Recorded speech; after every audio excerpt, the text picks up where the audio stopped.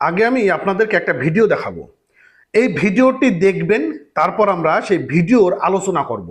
বিষয়টা বন্ধুরা, ভিডিওটা আজকে দেখেন, আমি আপনাদেরকে অনুরোধ করি না কখনো, আজকের ভিডিওটাকে দেখেন। চলুন আগে ভিডিওটা দেখে আসি। আমার প্রথম দাবি হচ্ছে উপদেষ্টা আসিফের বাবা মিল্লাত মাস্টারকে গ্রেফতার করা। ওনাকে গ্রেফতার হোক, সবকিছু বেরিয়ে যাবে। আমাকে ধরে নিয়ে তারা বলছে যে আসিফ মাহমুদ বা আসিফ মাহমুদের বাবা এরা এই ইয়াতে জড়িত না, সেটা বললে তোমার কোনো ক্ষতি হবে না। তুমি কালকে সাংবাদিক আসলে এই কথা বলবো। আমার মাথায় একটা জিনিস এখনো ঢুকতেছে না, যে কি করে এই আসিফ মাহমুদ সজীব ভুঁইয়া উপদেষ্টা পদের মতন একটা গুরুত্বপূর্ণ পদে এখনো তিনি বহাল থাকে। এই জিনিসটা আমার মাথার মধ্যে এখনো ঢুকতেছে না।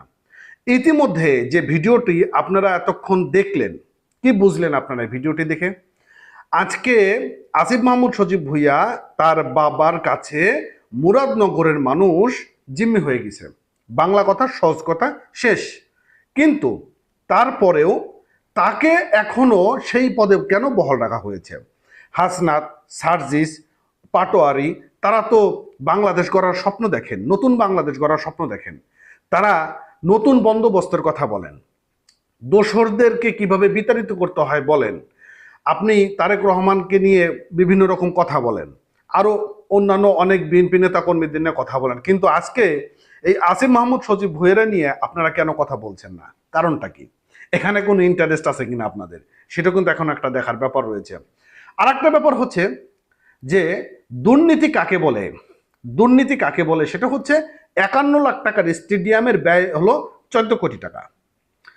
এই প্রকল্পটা তো আসিফ মাহমুদ সজীব ভুঁইয়ার নিজের প্রকল্প। কি আপনাদের কাছে কি মনে হয়, এটা কি তার প্রকল্প নয়?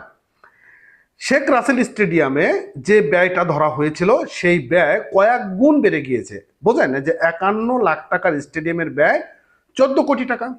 দুর্নীতির কি পরিমাণ একটা কারখানা তৈরি হয়েছে। কথায় কথায় যে আমরা বলি, আমরা যে শুনি যে এই ওই ফ্যাসিস্ট, ওই অমুক তমুক, এই যে সব কথাগুলো তো আমরা বলি, তাই না? আপনাদের কাছে কি বলি না? তো এই হচ্ছিল আজকে আমাদের দেশের পরিস্থিতি তৈরি করা হয়েছে। ভালো থাকেন।